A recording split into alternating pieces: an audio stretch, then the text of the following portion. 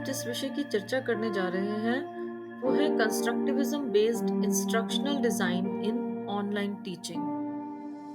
जब हम online teaching की बात करते हैं तो उसमें इंस्ट्रक्शनल डिज़ाइन बहुत ही इम्पोर्टेंट है जो कि इफ़ेक्टिव ऑनलाइन टीचिंग की रीढ़ की हड्डी के रूप में काम करता है। जब छात्र ऑनलाइन सीखते हैं तो इंस्ट्रक्शनल डिज़ाइन उनके अनुभवों को आकार देता है।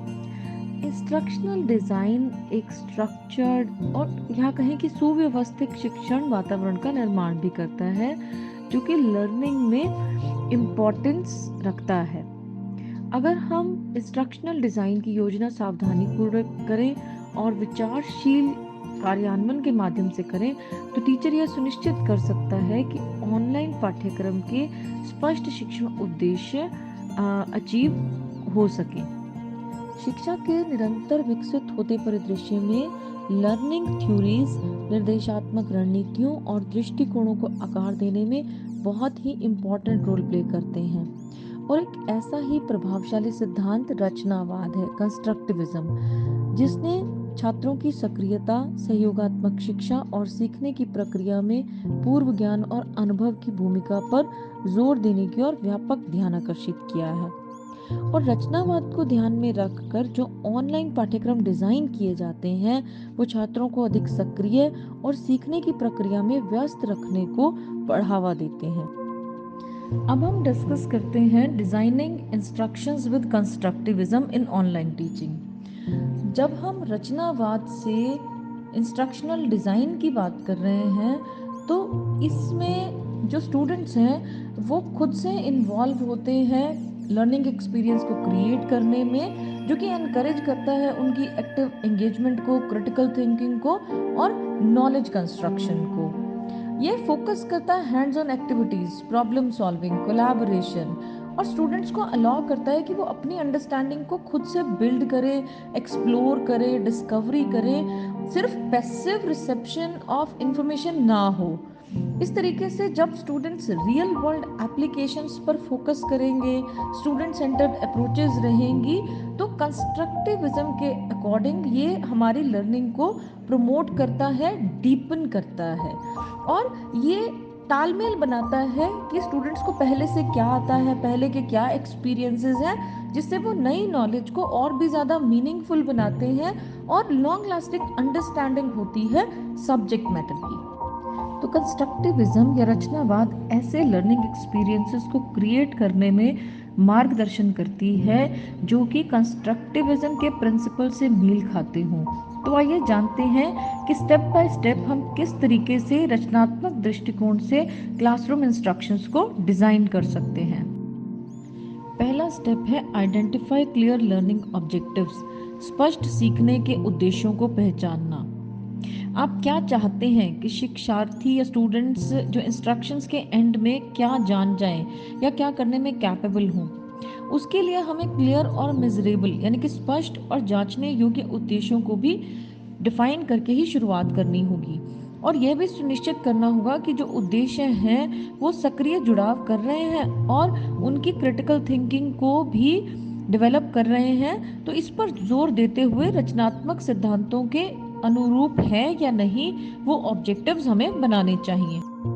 अगला स्टेप है असेस प्रायर नॉलेज, पूर्व ज्ञान का आकलन। इंस्ट्रक्शंस को स्टार्ट करने से पहले हम सब्जेक्ट से रिलेटेड स्टूडेंट्स की प्रायर नॉलेज यानी कि पूर्व ज्ञान और अनुभवों को असेस कर लें, जिससे कि यह समझने में बहुत हेल्प मिलेगी कि स्टूडेंट्स कहाँ से स्टार्ट कर रहे हैं और उनको जो उनकी नॉलेज है, प्रेजेंट नॉलेज, उस नॉलेज को कैसे आगे बढ़ाना है।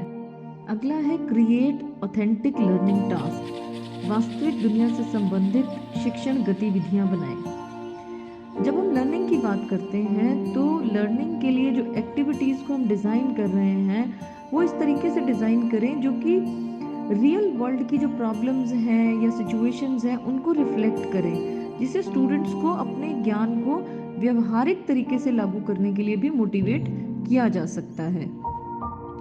फोर्थ स्टेप है foster collaboration and social interaction, यानी कि सहयोग और सामाजिक संपर्क को बढ़ावा देना। जब हम समूह परियोजनाओं की बात करते हैं, चर्चाओं यानी कि डिस्कशन से बात करते हैं, या जो सहकर्मी है, पीयर ग्रुप है, वो आपस में बातचीत करता है, तो इन सब चीज़ों को हमें स्टूडेंट्स के बीच में कोलैबोरेशन को बढ़ावा देना होगा। विचारों और विविध दृष्टिकोणों को साझा करने के लिए भी मोटिवेट करना होगा। यहाँ कोलैबोरेटिव एक्टिविटीज़ जो है वो कंस्ट्रक्टिविज्म एजुकेशन की सामाजिक प्रकृति को भी रिफ्लेक्ट करती हैं। नेक्स्ट स्टेप है प्रोवाइड स्कैफोल्डिंग एंड गाइडेंस, समर्थन और मार्गदर्शन प्रदान करना। स्टूडेंट्स को चुनौतीपूर्ण अवधारणाओं से जुड़ने में हमें सहायता करने के लिए उन्हें कुछ गाइडेंस देनी होगी, कुछ स्कैफोल्डिंग प्रोवाइड करनी होगी, और आवश्यकता पड़े तो उन्हें रिसोर्सेज या संकेत और बहुत हेल्प हमें देनी होगी। जैसे जैसे हमारे स्टूडेंट्स कुशल होते जाएंगे, धीरे धीरे हम वो स्कैफोल्डिंग को हटाते जाएंगे या गाइडेंस को हम कम करते चले जाएंगे। अगला है यूज एक्टिव लर्निंग स्ट्रेटजीज, सक्रिय शिक्षण रणनीतियों का उपयोग। जब हम सक्रिय या एक्टिव लर्निंग स्ट्रेटजीज की बात करते हैं तो उनको इस तरीके से नियोजित करना चाहिए जो कि स्टूडेंट्स को उनके एक्सपीरियंसेस के लिए या प्रॉब्लम सॉल्विंग में उनकी हेल्प करे। जैसे कि अगर एग्जांपल्स की बात करें तो इसमें सिमुलेशन, केस स्टडीज, डिबेट्स या रोल प्ले जैसी एक्टिविटीज को भी हम इन्वॉल्व कर सकते हैं। अगला स्टेप है एनकरेज क्वेश्चनिंग एंड इंक्वायरी, प्रश्न पूछने और पूछताछ को प्रोत्साहित करना। स्टूडेंट्स को हमें क्वेश्चनिंग करने के लिए, इंक्वायरी करने के लिए मोटिवेट करना चाहिए, जिससे कि क्यूरियोसिटी ड्रिवन लर्निंग हो सके या सेल्फ डायरेक्टेड इंक्वायरी के भी हम उन्हें अवसर दे सकते हैं। अगला स्टेप है इनकॉर्पोरेट टेक्नोलॉजी थॉटफुली, हमें प्रौद्योगिकी को सोच समझकर शामिल करना चाहिए। और जब हम कंस्ट्रक्टिविज्म लर्निंग की बात कर रहे हैं तो उसके अनुभवों को बढ़ाने के लिए जो हम टेक्निकल टूल्स और रिसोर्सेज यूज़ कर रहे हैं उन्हें सोच समझकर इकट्ठा करें। और इसको इकट्ठा करने के लिए हम multimedia, online simulation, virtual labs और अलग कोलैबोरेटिव डिजिटल प्लेटफॉर्म्स का भी उपयोग कर सकते हैं।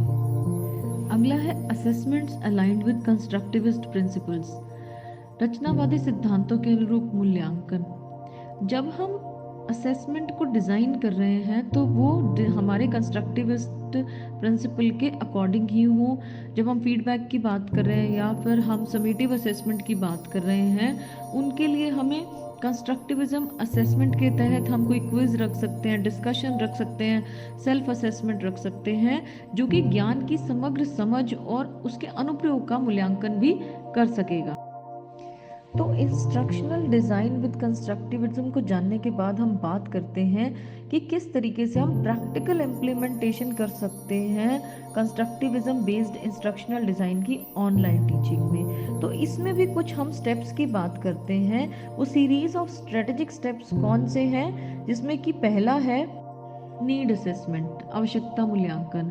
हम अपने स्टूडेंट्स की नीड्स और कैरेक्टरिस्टिक्स को असेस करके उनकी बैकग्राउंड, उनकी प्रायर नॉलेज और ऑब्जेक्टिव्स को जानकर अपनी एजुकेशन सिस्टम को इफ़ेक्टिव बना सकते हैं। और इस प्रक्रिया के माध्यम से हम अपनी शिक्षा को सफलता की दिशा में मार्गदर्शन करने के लिए भी मूल्यांकन कर सकते हैं। क्लियर लर्निंग ऑब्जेक्टिव्स, पहले भी हम बात कर चुके हैं कि define clear and measurable learning objectives, जो कि विद अलाइनमेंट हो कंस्ट्रक्टिविस्ट अप्रोच के।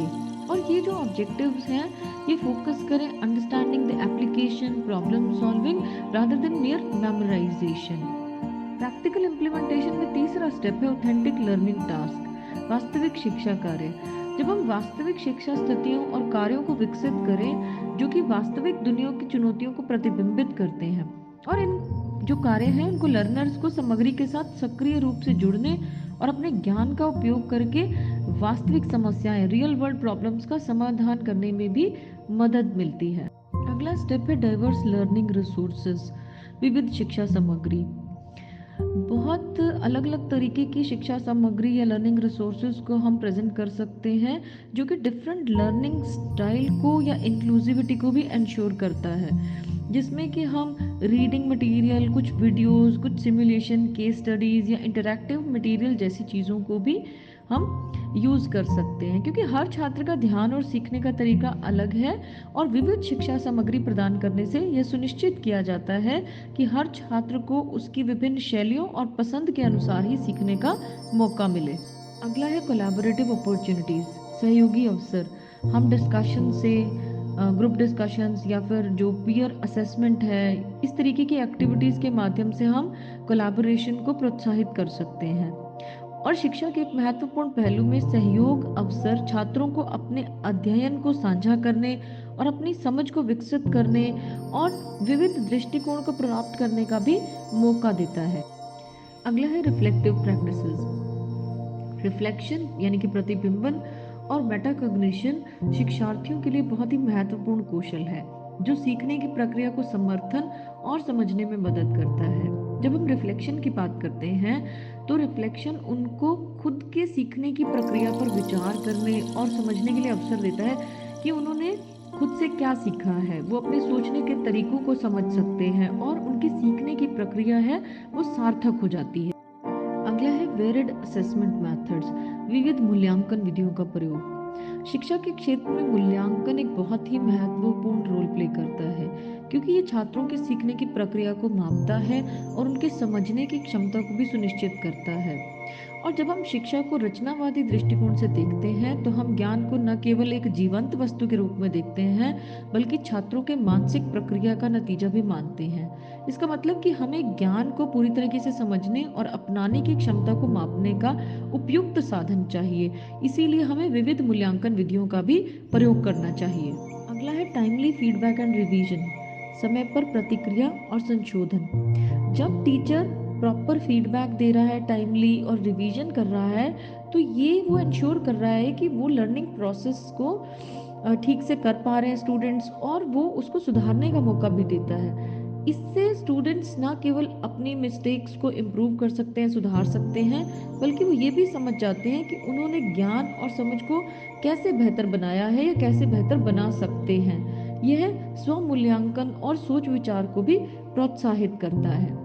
नेक्स्ट है टेक्नोलॉजी इंटीग्रेशन, यानी कि प्रौद्योगिकी एकीकरण। जब हम टेक्नोलॉजी इंटीग्रेशन की बात कर रहे हैं कंस्ट्रक्टिविज्म इंस्ट्रक्शनल डिज़ाइन में, तो इसका मतलब है कि हम टेक्नोलॉजी का सदुपयोग करके रचनात्मक शिक्षा को समर्थन करने के लिए उपयुक्त तकनीक का उपयोग कर रहे हैं, जिसमें हम interactive simulation, online discussions, multimedia resources का उपयोग कर सकते हैं, और इससे हम स्टूडेंट्स को एक्टिव बना सकते हैं और उनकी लर्निंग को एनहांस कर सकते हैं। तो इस तरह से हमने देखा कि constructivism based instructional design online teaching में किस तरीके से बना सकते हैं, किस तरीके से इम्प्लीमेंट कर सकते हैं। और अगर कुछ एग्जांपल्स की बात करें तो बहुत से एग्जांपल्स हो सकते हैं: discussion forum, peer collaboration, case based learning, online simulations and virtual labs, scenario based e learning modules, problem based learning, reflection journals या blogs, peer review, online debates, gamification, online learning, multimedia rich content. ये सब उदाहरण हमें बताते हैं रचनावादी सिद्धांतों को कैसे लागू किया जा सकता है और किस तरीके से हम बच्चों को सक्रिय तरीके से जोड़ सकते हैं, उनके ज्ञान निर्माण पर उनका ध्यान केंद्रित कर सकते हैं। इसलिए हम शिक्षार्थियों को या स्टूडेंट्स को एक फ्रीडम देकर या फिर उनको क्रिटिकल थिंकर बनाकर, प्रॉब्लम सॉल्वर बनाकर उनको सशक्त कर सकते हैं। तो कंस्ट्रक्टिविस्ट जो बेस हमारे इंस्ट्रक्शनल डिज़ाइन है ऑनलाइन टीचिंग में, वो हमारी टीचिंग लर्निंग को बहुत अधिक इफेक्टिव बनाने में मदद करता है। Thank you so much.